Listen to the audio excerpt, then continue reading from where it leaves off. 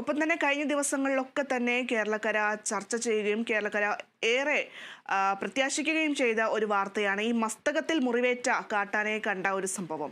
എന്തായാലും ആ ആനയ്ക്ക് എത്രയും പെട്ടെന്ന് ചികിത്സ ഉറപ്പാക്കട്ടെ എന്ന് തന്നെയാണ് കേരളക്കര ഒന്നാകെ ഇപ്പോൾ ആഗ്രഹിച്ചു കൊണ്ടിരിക്കുന്നത്. പക്ഷേ കഴിഞ്ഞ ദിവസമൊക്കെ ഈ ദൗത്യം ഉണ്ടായിരുന്നു എങ്കിൽ പോലും ആന ഉൾക്കാട്ടിലേക്ക് വലിഞ്ഞത് വലിയ രീതിയിൽ ഈ ദൗത്യത്തെ ബാധിക്കുന്ന ഒരു സാഹചര്യം ഉണ്ടായിരുന്നു. എന്തായാലും ദൗത്യ സംഘം ഈ ഡോക്ടർ അരുൺ സക്രി അടക്കമുള്ള ദൗത്യ സംഘം ഈ ഒരു ദൗത്യത്തിൽ നിന്ന് പിന്മാറിയിട്ടില്ല. ദൗത്യം ഇന്നും തുടരും എന്നുള്ളതാണ് നമുക്ക് മനസ്സിലാക്കാൻ പറ്റുന്നത്.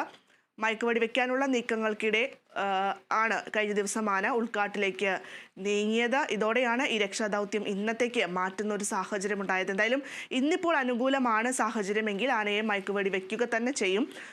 ഡോക്ടർ അരുൺ സക്രിയയുടെ നേതൃത്വത്തിലുള്ള സംഘം ഇപ്പോഴും അവിടെ തമ്പടിക്കുന്നു എന്ന് മനസ്സിലാക്കാൻ പറ്റുന്നുണ്ട്.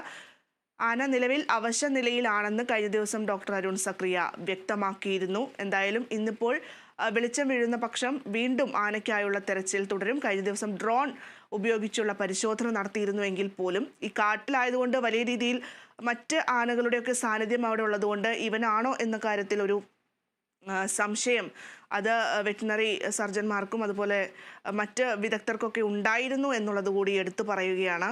എന്തായാലും ഇന്ന് ആന എവിടെയാണ് എന്നുള്ളതിൽ വലിയ രീതിയിലുള്ള നിരീക്ഷണങ്ങൾ നടക്കും. അതിനുശേഷം ആനയെ മയക്കുവെടി വെച്ച് പിടികൂടി ചികിത്സ നൽകാനാണ് നിലവിലെ നീക്കങ്ങൾ.